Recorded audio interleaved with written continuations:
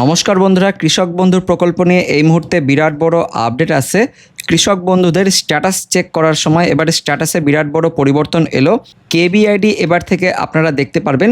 এর আগে কৃষক বন্ধু ভেরিফিকেশান ফর্ম ফিল আপ করার সময় প্রথমেই লেখা ছিল কৃষক বন্ধু অর্থাৎ কেবিআইডি লেখার জায়গা, কিন্তু অনেক কৃষক বন্ধুরাই কৃষক বন্ধু আইডি না জানার ফলে এই জায়গাটা কিন্তু ফাঁকা রাখছিলেন, তারা লিখতে পারছিলেন না। কিন্তু বর্তমানে এই স্ট্যাটাসে পরিবর্তন আসার ফলে আপনারা খুব সহজে আপনাদের কেবিআইডি অর্থাৎ কৃষক বন্ধুর আইডি কিন্তু দেখতে পারবেন। তো কিভাবে দেখবেন আমরা জানবো এই ভিডিওতে, তাই অবশ্যই ভিডিওটিকে প্রথম থেকে শেষ পর্যন্ত দেখবেন। তো এই কেবিআইডি জানার জন্য প্রথমে আপনাদের মোবাইলের ব্রাউজারে চলে আসতে হবে। ব্রাউজারে আসার পর গুগলে চলে আসবেন। গুগলে আসার পর আপনারা সার্চ করবেন গুগলে গিয়ে কৃষক বন্ধু KRISHAKBANDHU লিখে সার্চ করবেন। সার্চ করলে প্রথম যে লিঙ্কটা আসবে দেখতে পাচ্ছেন কৃষক বন্ধু .wb.gov.in, এর উপরে ক্লিক করবেন। এই লিঙ্কটি ভিডিওর ডেসক্রিপশন বক্সে দিয়ে রাখবো, আপনারা সেখান থেকেও ক্লিক করে এখানে চলে আসতে পারবেন। এবার এখানে আসার পর 2 নম্বর যে অপশানটা রয়েছে দেখতে পাচ্ছেন, এই যে নথিভুক্ত কৃষকের তথ্য, এর ওপরে ক্লিক করবেন। এখানে ক্লিক করলে যে পেজটা আমি দেখাচ্ছিলাম সেই পেজটা কিন্তু খুলে যাবে। এবার এখানে আসার পর সিলেক্ট অপশান, তো এখানে অনেকগুলো অপশান রয়েছে। প্রথমে ভোটার কার্ড রয়েছে, আধার কার্ড রয়েছে, ব্যাঙ্ক অ্যাকাউন্ট নম্বর রয়েছে এবং পাশাপাশি মোবাইল নম্বর, তার সঙ্গে অ্যাকনলেজমেন্ট নাম্বারও রয়েছে। তো আপনার যেটা সুবিধা, ভোটার কার্ড যদি মনে থাকে তাহলে ভোটার কার্ডের নাম্বারটা দিয়ে আপনি সার্চ করতে পারেন। আধার কার্ডের নম্বর যদি মনে থাকে আধার কার্ডের নম্বর দিয়েও সার্চ করতে পারেন। পাশাপাশি মোবাইল নম্বর সবথেকে সহজলভ্য, তো মোবাইল নম্বর দিয়ে আমরা একটা সিলেক্ট করে দেখাবো আপনাদেরকে। এখানে মোবাইল নম্বর আমরা সিলেক্ট করে নিচ্ছি, তারপর এখানে এই জায়গাটায় ক্লিক করে আপনাদের লিখতে হবে। তো আমরা মোবাইল নম্বরটা লিখছি। তো আমাদের মোবাইল নম্বরটি লেখা হয়ে গেছে। এবার আই অ্যাম নট রোবট এর ওপরে ক্লিক করতে হবে। এখানে ক্লিক করলে অনেক সময় এটা রাইট হয়ে যায় অটোমেটিকভাবে, আবার এখানে অনেক সময় কিন্তু ক্যাপচা আছে এবং অনেক সময় আপনাদের ছবিও কিন্তু মেলাতে দেয়। তো আপনার ক্ষেত্রে যেটা থাকবে সেভাবে কিন্তু আপনারা এটা সিলেক্ট করে নেবেন এবং তারপর এখানে রাইট চিহ্ন চলে আসবে এবং এখানে সার্চের উপরে ক্লিক করবেন।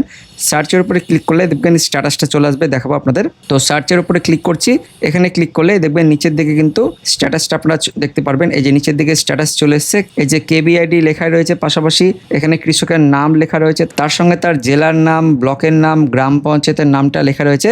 কিন্তু এর আগে স্ট্যাটাসে এখানে কিন্তু স্ট্যাটাস বলে আরও একটা অপশন থাকতো, এখানে কিন্তু অ্যাপ্রুভড লেখা ছিল, কিন্তু বর্তমানে ভেরিফিকেশান যেহেতু চলছে যে কারণে এখান থেকে কিন্তু এই অপশনগুলো আপাতত তুলে দেওয়া হয়েছে। তো সবথেকে বড় আপডেট, কেবিআইডি কিন্তু এখন থেকে আপনারা অনলাইন থেকে দেখে নিতে পারবেন এবং ভেরিফিকেশানের যেটা ফর্ম সেটা কিন্তু আপনারা সহজেই ফিল আপ করতে পারবেন। আর ভেরিফিকেশান করার ফর্মটি আপনারা কীভাবে ফিল আপ করবেন, কোন ঘরে আপনাদের কী কী লিখতে হবে, কোন কোন কাগজ লাগবে, এটা নিয়ে অলরেডি কিন্তু আমরা ভিডিও করে দিয়েছি। সেই ভিডিওটি যারা দেখেননি, ভিডিও লিঙ্কটি ডেসক্রিপশন বক্সে দিয়ে থাকবে, আপনারা সেখান থেকে দেখে নিতে পারেন। পাশাপাশি এর আগের ভিডিওতে অনেকে প্রশ্ন করেছিলেন কাদেরকে এই ভেরিফিকেশান ফর্ম ফিল আপ করতে হবে।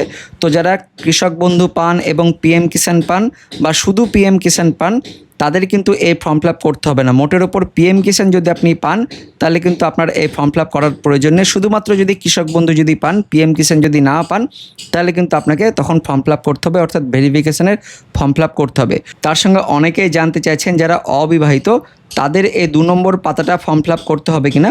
তো যারা অবিবাহিত তাদের কিন্তু গ্রাম পঞ্চায়েত বা পৌরসভা থেকে অবিবাহিতার সার্টিফিকেট অর্থাৎ আনম্যারেজ সার্টিফিকেট নিতে হবে এবং সেই সার্টিফিকেটটা এই ফর্মের সঙ্গে জমা করতে হবে এবং সেক্ষেত্রে আপনার দ্বিতীয় পাতাটার ফর্ম ফিল আপ করার প্রয়োজন নেই। পাশাপাশি যারা ডাইভোর্স কিংবা যারা সিঙ্গেল রয়েছেন তারাও কিন্তু একইভাবে আপনাদের সেই সমস্ত সার্টিফিকেটগুলো লাগবে।